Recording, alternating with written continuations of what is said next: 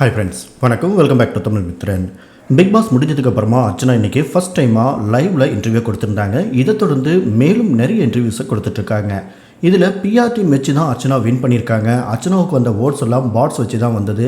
இது வரைக்கும் நடந்த சீசன்கள்லேயே தகுதி இல்லாத ஒருத்தருக்கு டைட்டில் கொடுத்தது இந்த தடவை தான் அப்படின்னு ஏகப்பட்ட குற்றச்சாட்டுகள், கான்ட்ரவர்சிஸ்லாம் இருந்துகிட்ருக்கு.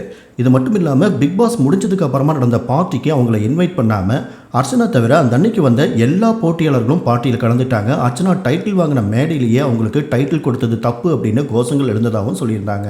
ஸோ அர்ச்சனா விளக்கம் கொடுக்க வேண்டிய பல விஷயங்கள் இருந்துட்டு இருந்த நிலையில் தற்போது அவங்க எல்லாத்துக்கும் பதில் சொல்லியிருக்காங்க. எனக்கு எப்படி 19 கோடி ஓட்ஸ் வந்துச்சு அப்படிங்கிறது எனக்கும் கேள்வியாக இருக்க தான் செய்யுது. பெய்ட் பாட்ஸ்லாம் சொல்கிறாங்க நான் வின் பண்ணதுக்கு 50 லட்சம் தராங்க. ஒரு ஓட்டுக்கு ₹1 கொடுத்துருக்கேன் அப்படின்னு வச்சுக்கிட்டாலும் 19 கோடி ரூபாய் செலவு பண்ணுற அளவுக்கு நான் இருக்கேன். ஒருவேளை 19 கோடி ஓட்டில் 18 கோடி பேர் என்னை பிடிச்சு ஓட்டு போட்டாங்க அப்படின்னு வச்சுக்கிட்டாலும் மீதி 1 கோடி பேருக்கு நான் ₹1 கோடி செலவு பண்ணி 50 லட்சத்தை நான் எதுக்கு வாங்கிட்டு போகணும்?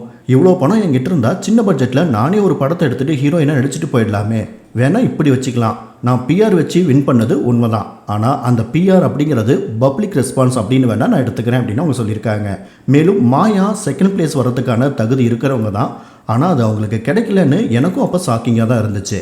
அந்த மேடையில் அதை என்னால் ஃபீல் பண்ண முடியல, அங்கே சூழ்நிலை அப்படி தான் இருந்துச்சு. ஆனால் வெளியே வந்து நான் யோசிக்கும் போது தான் புரிஞ்சுது இது எல்லாமே ஒரு செயின் ரியாக்ஷன் தான்.